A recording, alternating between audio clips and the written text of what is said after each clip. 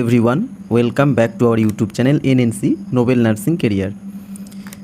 দেখো সবাই, আজকে একটা যে ভিডিওটা দেব সেটা হলো একটা রিক্রুটমেন্ট নোটিশ পাবলিশ হয়েছে, এটা ইউপি স্টেটের। তো সেখানে কারা অ্যাপ্লাই করতে পারবে, টোটাল কতগুলো পোস্ট বেরিয়েছে, ওয়েস্ট বেঙ্গলের স্টুডেন্টরা অ্যাপ্লাই করতে পারবে কি না, সেই সমস্ত বৃত্তান্ত আমি এই পুরো ভিডিওটাতে আলোচনা করব। যে নোটিশটা পাবলিশ হয়েছে সেই নোটিশটা দেখো, এখানে ইংলিশ হিন্দি ল্যাঙ্গুয়েজেও আছে, তার সাথে নিচে আরেকটু স্ক্রল করলে নিচে পাবে সেম জিনিসটাই ইংলিশে কনভার্ট করে দেওয়া আছে। এখানে আমি ইংলিশটাই দেখাবো। দেখো, এই যে নোটিশটা যেটা পাবলিশ হয়েছে, কবে পাবলিশ হয়েছে তোমরা এখানে দেখতেই পাচ্ছ, আর কোথা থেকে পাবলিশ হয়েছে। নোটিশ পাবলিশ হয়েছে, ডেট দেখো 9/8/26, অর্থাৎ গতকাল নোটিশটা পাবলিশ হয়েছে। এটা government institute of medical sciences, greater Noida, সেখানকার এটা। আর এখানে দেখো, এখানে পুরো জিনিসটা তোমরা এখানে বুঝতে হবে। তাহলে কবে হয়েছে নোটিশটা পাবলিশ হয়েছে? 9/8/2026। এখানে বলেই দিয়েছে selection on non teaching post staff nurse through CBT computer based test examination 2026 direct recruitment হবে। এখানে কী বলছে? Government of institute of medical sciences greater Noida is an autonomous institute under Uttar Pradesh, UP state গভর্নমেন্টের আন্ডারে এটা আছে। সেখানেই রিক্রুটমেন্ট করা হবে। তো সেখান থেকেই নোটিশটা এসেছে এবং কি বলেছে এখানে, ডাইরেক্ট রিক্রুটমেন্ট হবে to the non teaching post for staff nurse. কি হয়েছে? তাহলে এখানে নন টিচিং পোস্ট বলতে staff nurse. Online application are invited ফ্রমস। এবার দেখো, অনেকেই ভাববে যে যেহেতু এটা ইউপি স্টেটের, তো সেখানে অন্যান্য স্টেটের স্টুডেন্টরা অ্যাপ্লিকেবল হবে কি না।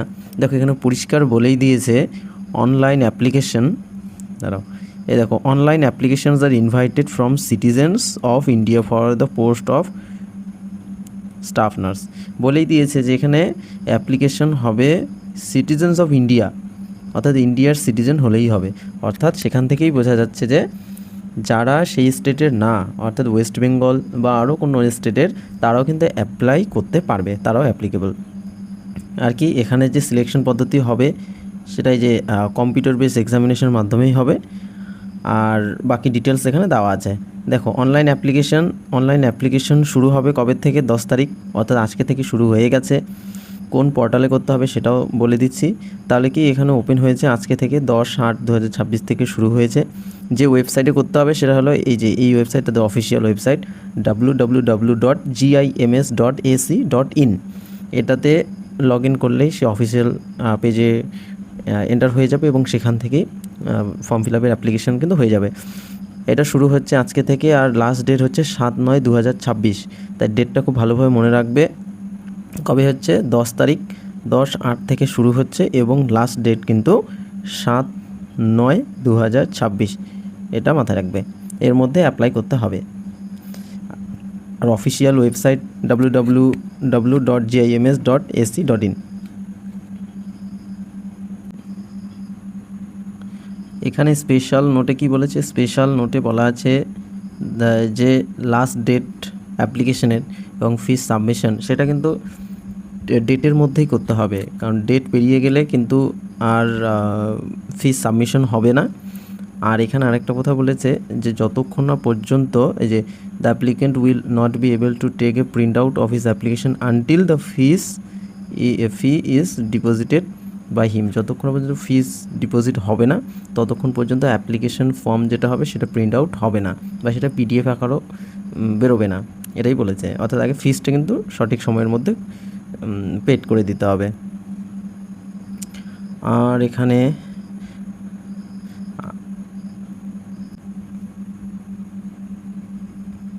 Process of filling the application form, এই অ্যাপ্লিকেশন ফর্ম কীভাবে ফিল আপ করতে হবে সেটা একটা অন্য ভিডিওতে দেখাবো আমরা, কারণ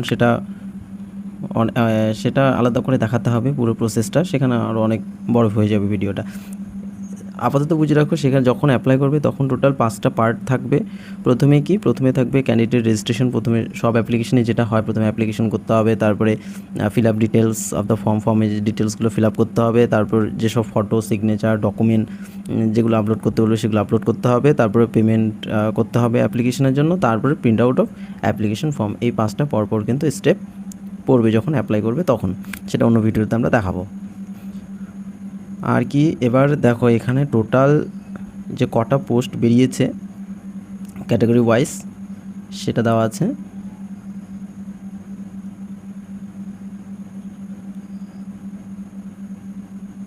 এই যে ক্যাটাগরি ওয়াইজ দেওয়া আছে, দেখো name of post staff nurse.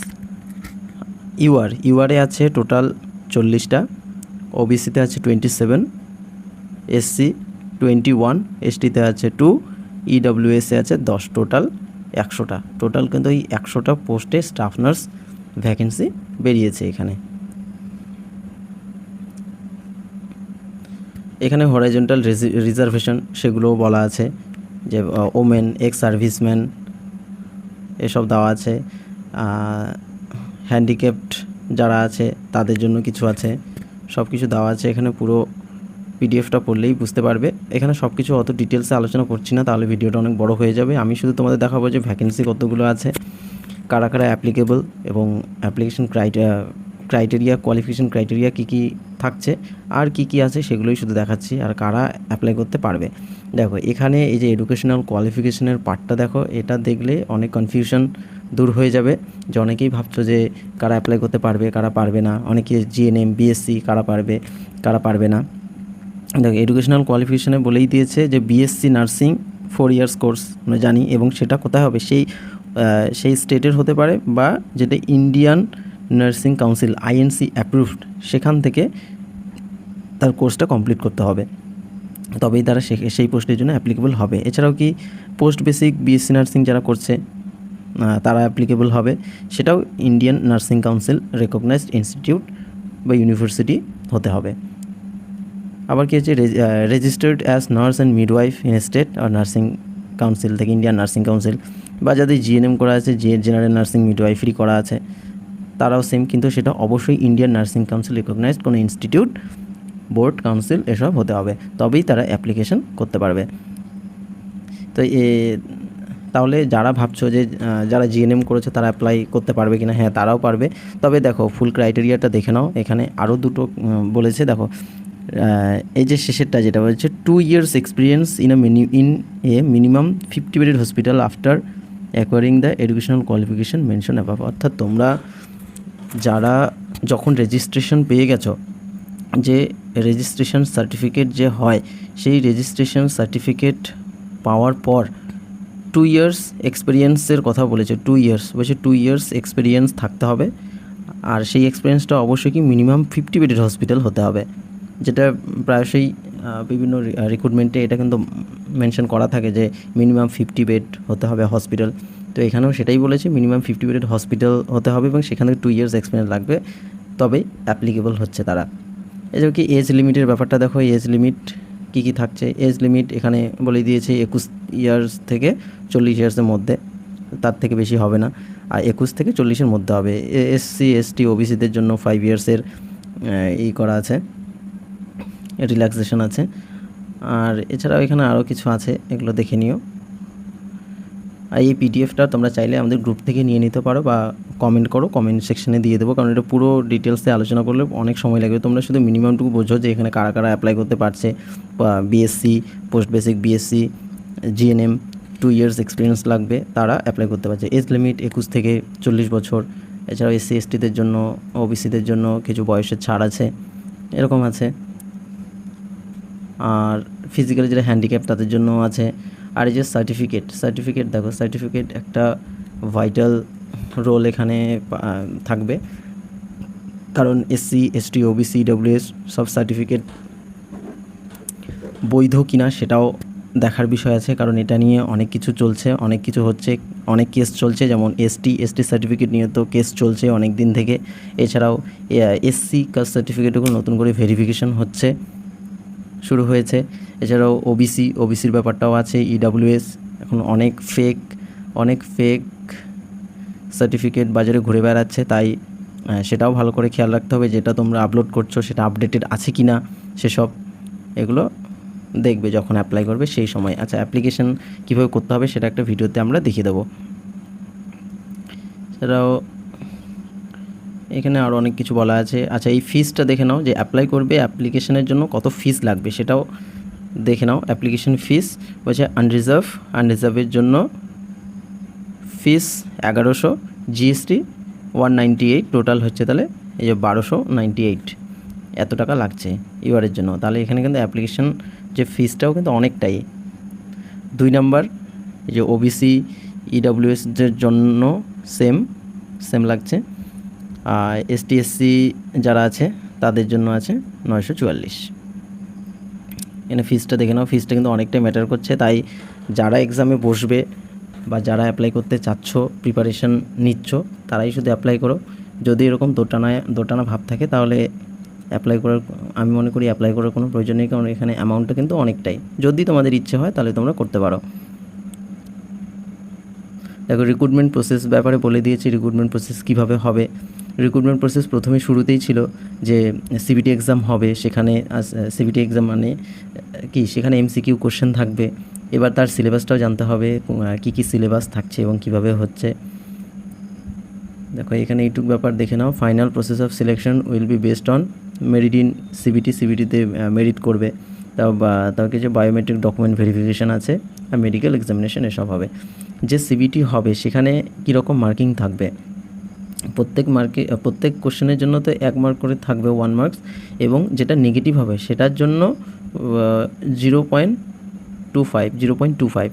এই দেখো, ফর ইচ রং আনসার 1/4 মানে সেটা দ্বারা 0.25 নাম্বার দ্বারা একটা ভুল করলে নেগেটিভ মার্কিং আছে। এগুলো থাকলো। আর দেখো সিলেবাসটা নিচে দেওয়া আছে, আমি সেটা দেখিয়ে দিচ্ছি যে কী কী পড়তে হবে এর জন্য।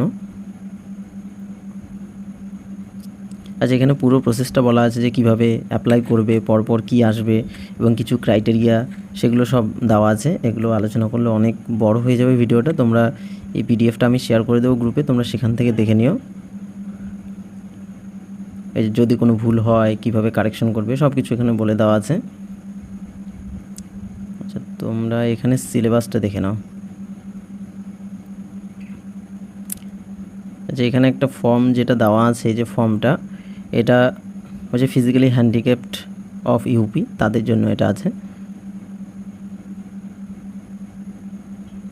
এই যে সিলেবাসটা দেখো এখানে,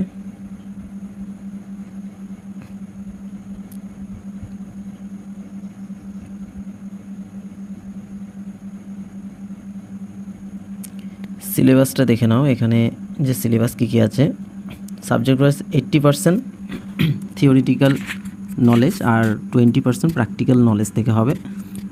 এই প্রথমে সেকশন এ, এখানে সেকশন ভাগ করে দেবে, section A, section B, section C.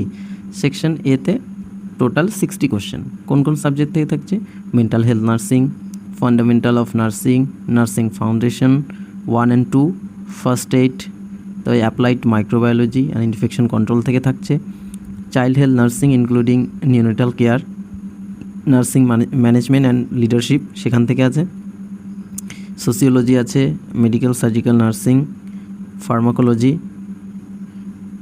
Pathology 1 and 2, এগুলো থেকে 60 মার্কস সেকশন 1-এ। এবার সেকশন বি, অর্থাৎ তোমাদের যখন কোশ্চেন থাকবে সিবিটিতে এভাবেই থাকবে, সেকশন এ করে কোশ্চেন এই টপিকগুলো থেকে থাকবে, এই সাবজেক্টগুলো থেকে থাকবে, আর সেকশন বি করে 25 কোশ্চেন সেখান থেকে এই সাবজেক্টগুলো থেকে থাকবে, অ্যানাটমি অ্যান্ড ফিজিওলজি থেকে, নিউট্রিশন থেকে, সাইকোলজি আছে, forensic nursing, standard treatment protocol used in national health program, আর নার্সিং রিসার্চ অ্যান্ড স্ট্যাটিস্টিক্স এখান থেকে। আর বাকি যে সেকশন সিতে 15 কোশ্চেন থাকলো, সেখান থেকে কোথার থেকে থাকবে, basic science, communicative English, community health nursing, environmental hygiene, এই সমস্ত কিছু থাকছে। প্রফেশনাল ভ্যালুজ, এথিক্স, এগুলো থাকছে। Health, nursing, informatics and technology. এই গেল টোটাল সিলেবাস মানে নার্সিংয়ের যত সাবজেক্ট আছে সবই, কোনোটাই বাদ দেয়নি। সব কিছুই আছে। এই সিলেবাস ধরে পড়াশোনা করতে হবে। আর এখানে রুলস ফর সিবিটি এক্সামের জন্য রুলস সেগুলো বলে দিয়েছে, এটা একটু পড়ে নেবে তোমরা তোমাদের গাইড হিসেবে। দেখো প্রথমে কোশ্চেন বলেছে টোটাল 100টা কোশ্চেন থাকবে, ইংলিশ এবং হিন্দি দুটো ল্যাঙ্গুয়েজেই থাকবে। যারা হিন্দি তারা হিন্দি প্রেফার করবে, যারা ইংলিশ তারা ইংলিশ প্রেফার করবে, তাদের জন্য দুটোরই ব্যবস্থা আছে। প্রত্যেকটার জন্য 1 মার্ক থাকবে, আর টোটাল হচ্ছে 100 মার্কের কোশ্চেন হবে। এই যে কোশ্চেন পেপার, এই যে include questions from general nursing, midwifery, post basic, BSc nursing, এগুলো থেকে থাকবে। নেগেটিভ মার্কিং আছে সেটা বলেছে, এই যে একটা ভুল করলে 0.25 কাটা হবে, এগুলো বলা আছে। এগুলো তোমরা যেগুলো দেওয়া আছে রুলসগুলো সেগুলো পড়ে নেবে একবার, এগুলো বলার মতো কিছু নেই। আচ্ছা, এটা দেখো যে কোথায় এক্সাম হবে, সিট কোথায় পড়তে পারে। অনেকে এটা ভাবতে পারো যে আমি ওয়েস্ট বেঙ্গলে থাকি, এখান থেকে যদি আমি অ্যাপ্লাই করি তাহলে পরীক্ষার সেন্টার কোথায় পড়বে। এখানে বলে দিয়েছে the name of the cities in which the examination will be held as are follows. কোন কোন জায়গায়? দিল্লি, লখনৌ, গোরখপুর, বারাণসী, এই জায়গাগুলো। এবার তোমরা যদি ভাবো ওয়েস্ট বেঙ্গল থেকে অ্যাপ্লাই করছে এবং শিলিগুড়ি বা কলকাতায় যদি পড়বে সিবিটি হল, তাহলে সেই আশায় থেকো না, কারণ এখানে বলেই দিয়েছে যে কোন কোন সিটিতে হবে সেগুলো বলেই দিয়েছে, এই 4টে সিটিতে। আচ্ছা, এখানে আর বলার মতো কিছু নেই।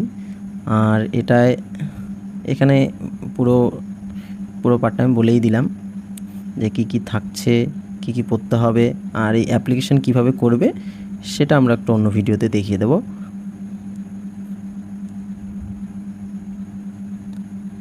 এই রিক্রুটমেন্ট রিলেটেড কোনো রকম কোয়ারিজ থাকলে তোমরা কমেন্ট সেকশনে জানাবে, আমরা হেল্প করার চেষ্টা করব।